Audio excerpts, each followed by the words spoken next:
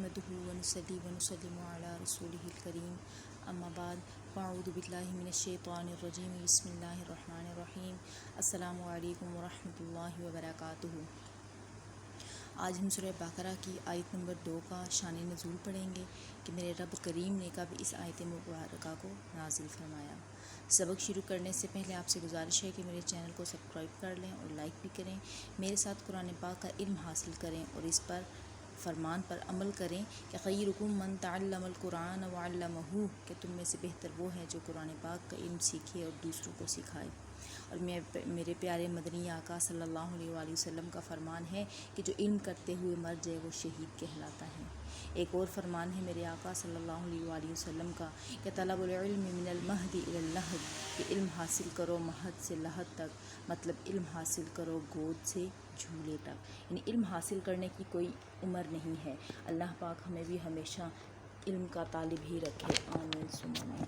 चलिए आप अपने सबक की तरफ आते हैं।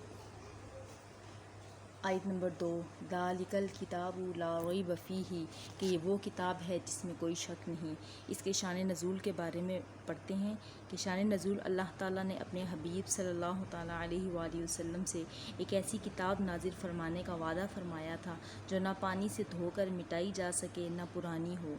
जब कुरान पाक नाजिल हुआ तो फरमाया ज़ालिकल किताबु, कि ये वो किताब है जिसका तुमसे वादा किया गया, यानी किताब मऊदिया, यानी जिसका वादा किया गया है। एक कौल ये है कि अल्लाह ताला ने बनी इसराइल से एक किताब नाजिल फरमाने और बनी इस्माइल में से एक रसूल भेजने का वादा फरमाया था।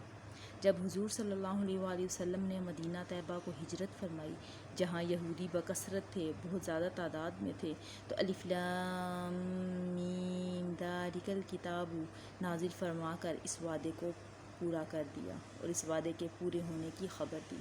मतलब कि नबी सल्लल्लाहु अलैहि वसल्लम से किया गया वादा अल्लाह रब्बुल इज़्ज़त ने कुरान पाक की सूरत में मुकम्मल किया। अल्लाह रब्बुल इज़्ज़त से दुआ है कि अल्लाह ताला हमें भी इस वादे को पूरा करने की तौफीक अता फ़रमाए कि हम हमेशा इल्म की तलब रखेंगे। अल्लाह पाक हमें हमेशा इल्म हासिल करने वाला बनाए और अल्लाह पाक हमें दीन की बात सुनने की तौफीक अता फ़रमाए। जज़ाकल्लाहु खैरा।